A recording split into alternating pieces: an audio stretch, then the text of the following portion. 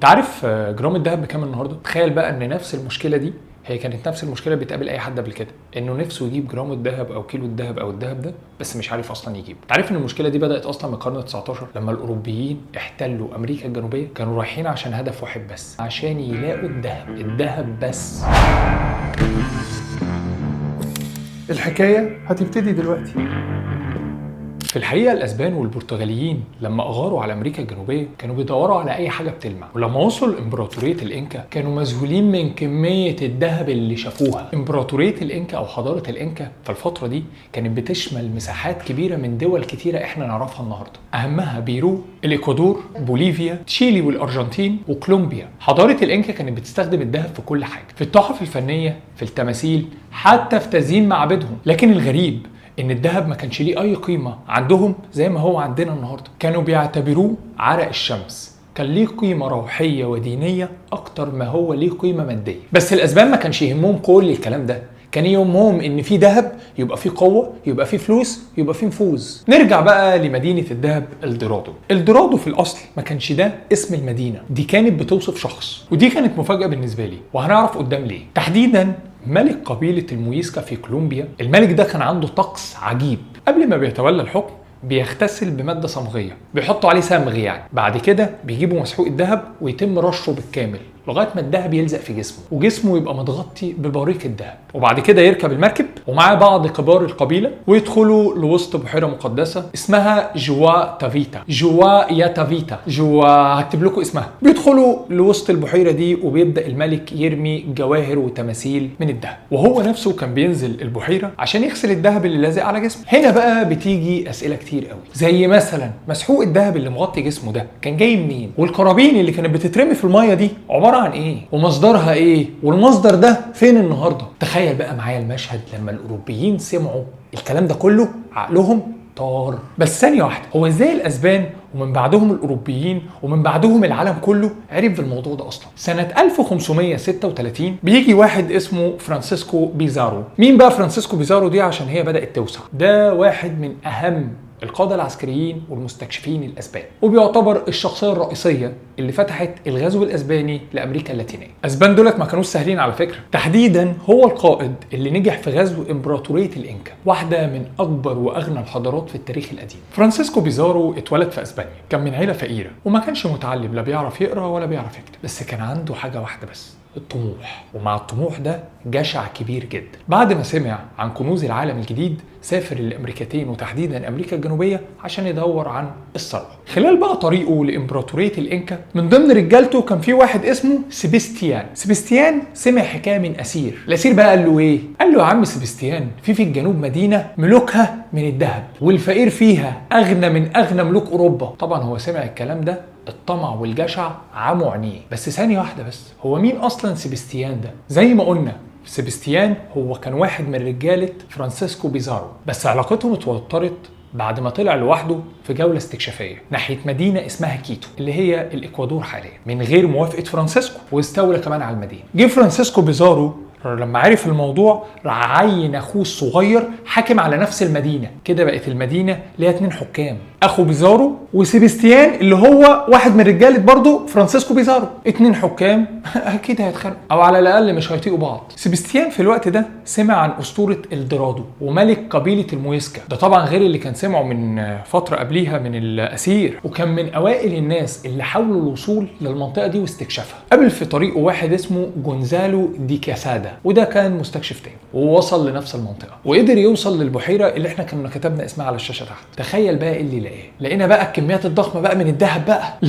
لا حته تمثال قد كده اهو من الذهب. المشكله بقى ان هو ما كانش عارف يطلعه عشان البحيره دي كانت عميقه جدا ومحدش قدر يوصل لكل اللي فيها. دي زي كده فتحه شهيه كده، هم عارفين ان في كنز كبير مستنيهم في البحيره بس مش عارفين يوصلوا له اصلا. هنا بتنتهي الاخبار والكلام كله عن سيبستيان. بس طبعا حته التمثال اللي قد كده اللي لقوه في البحيره بتاعت الذهب سمع عند كل اوروبا واتعمل عليه قصص وافلام. الحكايه بقى هنا بتخلص؟ لا، جونزالو بيزارو اللي هو اخو فرانسيسكو بيزارو الاخ الصغير اللي كان حاكم على كيتو قرر هو راخر يطلع يدور على مدينه الذهب. فرانسيسكو دي اوريانا ده شخص انضم ليه وهو رايح يدور على الدورادو كقائد تاني للبعثه. خلال البعثه ما هي بتتحرك واجهت مشاكل كتير جدا في الاكل والشرب. قرر جونزالو يبعت اوريانا يجيب شويه اكل شويه ميه كويسين كده ويلحقوا في الطريق.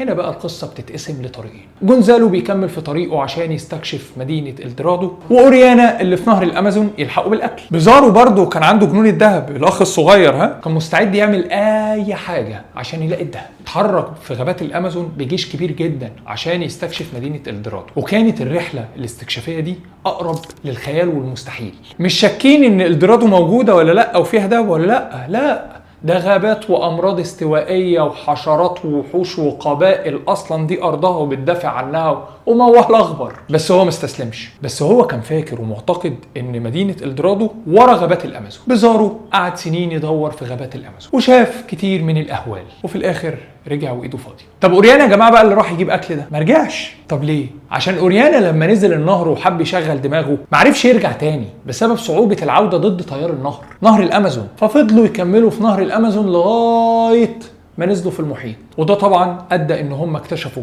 نهر الامازون لغايه المحيط الاطلسي. جونزالو اعتبر ان دي اوريانا لما ما رجعلوش بالاكل دي تبقى خيانه، وخيانه كبرى كمان. ورجع جونزالو للاكوادور بعد ما فقد معظم جيشه ورجالته. فرانسيسكو دي اوريانا بعد ما عرف ان هو خلاص بقى خاين قرر يرجع تاني ياخد مئات الجنود وخيول وكلاب صيد عشان يدور بقى هو على مدينه الدرادو. بس المفاجاه كانت قويه قوي. خد عندك بقى رطوبه، حشرات، امراض، نص رجالته ماتوا والنص التاني كانوا عايزين اصلا يرجعوا. بس فرانسيسكو كان مصمم، قال لو في ذهب انا هلاقيه. بعد سنين من البحث فرانسيسكو مات من غير ما يلاقي حته ذهب واحده. الاساطير دي ما كانتش حكايات قبل النوم، كانت شراره اشعلت روح المغامره عند كل المستكشفين الاسبان، ومن بعدهم البرتغاليين، ومن بعدهم الالمان، ومن بعدهم اوروبا كلها. كل واحد كان عايز يستكشف مدينه الذهب المفقوده قبل التاني. بمناسبه بقى الذهب، في كنز الحقيقه انا لقيته ومناسب جدا لكل الناس اللي عايزه تشتغل في صناعه المحتوى. هي منصه ينفع، انا نفسي اشتركت فيها وتعلمت فيها كتير. ده مش اعلان مدفوع، بس انا الحقيقه حبيت اتكلم عنهم لان هم الحقيقه عاملين كورسات ممتازه في مجالات كتير، وده كله بسعر اقل من سعر فنجان قهوه في اليوم الواحد. نرجع بقى لمدينه الدرادو. هل الحاجات اللي لقوها دي هي كلها بس الدرادو، ولا دي كانت الحاجات اللي اتبقت من مدينه اكبر بكتير؟ المنافسه على الدرادو ما كانتش من المستكشفين الاوروبيين بس، ده كانت سبب في صراعات دمويه اصلا بينهم وبين بعض. كل واحد عايز يثبت لنفسه ان هو اللي هيلاقيها الاول. حمى صابت كل المستكشفين. تخيل بقى كم الارواح اللي راحت وكم العائلات اللي اتدمرت. كل ده عشان وهم ولا حقيقه؟ في فرضيه بتقول ان كهنه المويسكا اللي كان الملك بتاعهم بيتغطى بالذهب ده ويسقسقوه في ميه كانوا عارفين اصلا ان الاسبان جايين، وقبل ما الاسبان يوصلوا نقلوا 90% من كنوز المدينه لمكان تاني سري. فين بقى؟ هنا بقى حكايه اغرب من الخيال. كهنه المويسكا كانوا يعرفوا جغرافيه امريكا الجنوبيه كويس قوي، وكانوا عاملين شبكه من الانفاق السريه تحت الارض، ونقلوا الكنز كله عبر الانفاق ديت في قلب غابات الامازون. مدينه سريه محدش يعرف اي حاجه عنها غير كهنه المويسكا بس. وعملوا حاجه تانية عبقريه، رسموا خريطه مشفره للمكان ده. لا هو مسكتوش، قسموها على 7 قطع وكل قطعه خدتها قبيله. ادي ده انا هنا وصلت لحاجه.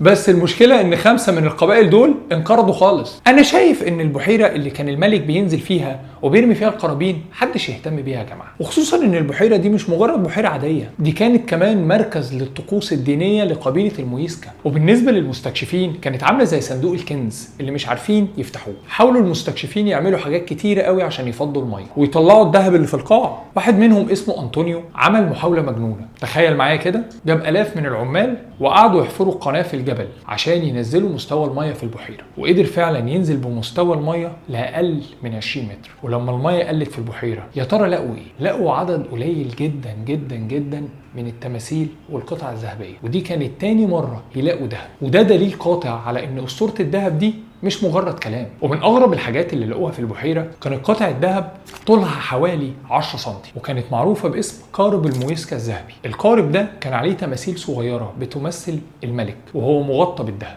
وحواليه كبار القبيله. القطعه دي بتعتبر اكبر دليل مادي على صحه الكلام اللي اتقال عن الدرادو وطقوس ملك المويسكا. والقطعه دي موجوده في متحف الذهب في كولومبيا. بيقف وبينتهي الكلام عن الدرادو لغايه ما بيحصل حدث يرجعنا نتكلم عن الدرادو تاني. في اواخر السبعينيات وهم بيزيلوا اجزاء من غابه الامازون عشان يعملوا مزارع للحيوانات، تم استكشاف اشكال هندسيه ضخمه وسط الغابات تسمى جيوغليفز، تحديدا في منطقه اسمها اكري في البرازيل. الاكتشافات دي ظهرت عن طريق صور للاقمار الصناعيه وتقنيات ليها علاقه بصناعه الليزر الحديثه اللي بتقدر تخترق الاشجار الكثيفه وتكشف عن معالم الارض اللي مدفونه تحت الغابه الكثيفه. التحليل اللي تم بالكربون المشع لقوا انه الاشكال ديت بترجع بيها الزمن ل 2700 سنه فاتوا، واتقال ان ده اقدم بكتير من الفتره اللي كان بيدور فيها المستكشفين الاوروبيين على الدورادو، وبالتالي مفيش اي تطابق ما بين تاريخها وتاريخ اختفاء مدينه الذهب الاصليه. طب ليه لغايه دلوقتي ما لقوش مدينه الدورادو الكامله؟ اول تفسير بيقول الدورادو لم تكن مدينه بالمعنى الحرفي، والتفسير الثاني بيقول ان الدورادو كانت مدينه متنقله، والتفسير الثالث بيقول ان مدينه الدورادو تم تدميرها بفعل الطبيعه. بس كده، ما تنسوش تعملوا لنا شير ولايك وسبسكرايب لو انتوا على اليوتيوب، ومستنيين رايكم في الكومنتات. ايه الحاجه اللي انت مستعد تضيع عمرك كله بتدور عليها زي فرانسيسكو اوريانا اللي مات من غير ما يلاقي حته ذهب واحده؟ وسلام ايها المشاهد الجميل.